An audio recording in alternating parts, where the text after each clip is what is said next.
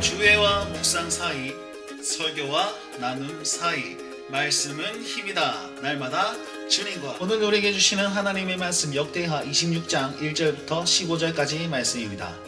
역대하 26장은요 우시아에 대한 내용을 기록하고 있습니다.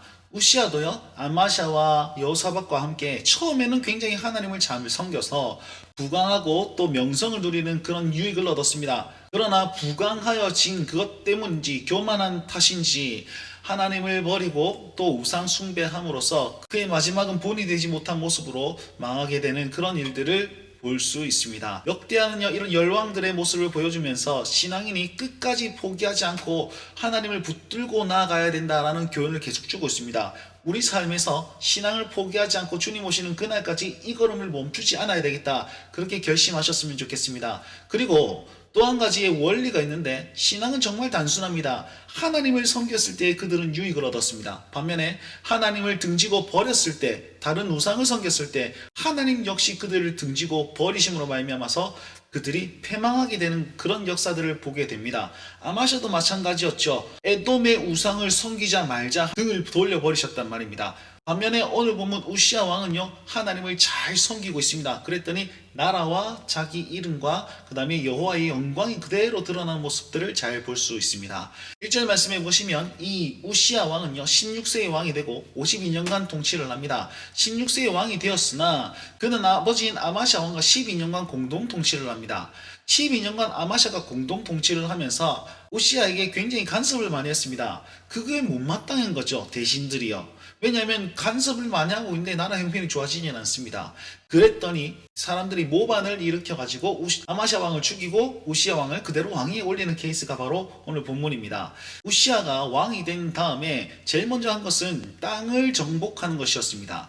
유다 역사상 땅을 점령했다라는 그런 내용의 기사가 많지는 않습니다. 아마샤 왕 때에 에돔 땅을 점령해서 그들에게 조공을 받았다, 뭐 그 정도 말고는 없습니다.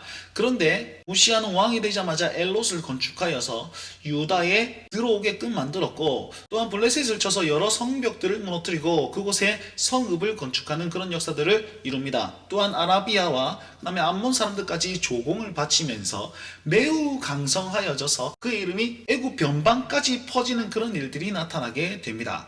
그리고 정복만 잘했느냐? 아니요, 망대를 세워서 수비진도 굳건하게 세웠습니다.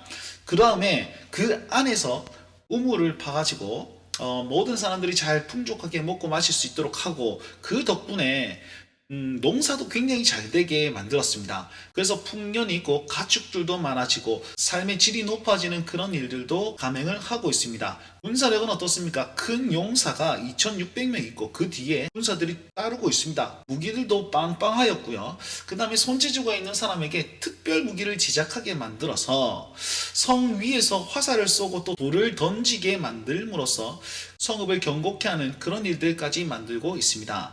성경은요 이 모든 일들을 이렇게 말하고 있습니다. 4절 말씀입니다. 우시아가 그의 아버지 아마샤의 모든 행위대로 여호와 보시기에 정직하게 행하여 하나님의 묵시를 밝히 하는 스가랴가 사는 날에 하나님을 찾았고, 그리고 그가 여호와를 찾는 동안에는 하나님이 형통하게 하셨더라.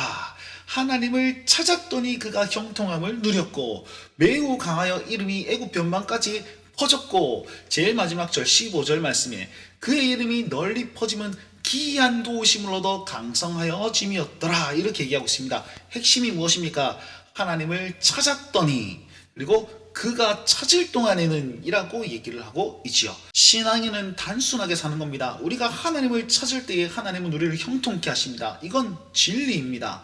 왜요? 하나님께 소망이 있고 하나님께 모든 것이 있으니 우리가 그분을 바라봐야지요. 그런데 다른 것 기웃거린다면 이분이 등을 돌리고 우리에게 채찍질 하실 것이라는 것입니다. 이 얼마나 단순한 것입니까? 이 단순한 명제가 우리 삶에 적용이 잘 안 되니 하나님께서는 여러 가지 말들로서 그 열왕들의 이야기로서 우리에게 계속해서 반복하여 주고 있습니다.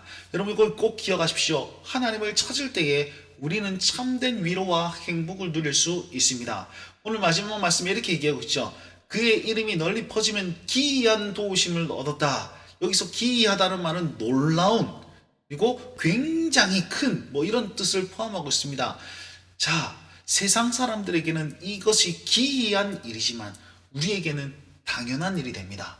무슨 말입니까? 하나님을 섬겨서 잘 됐다. 이거는 이해 불가능한 말이죠. 믿음이 없으면요. 그런데 믿음이 있으면 이것은 기이한 것이 아니라 당연한 이야기가 되는 겁니다.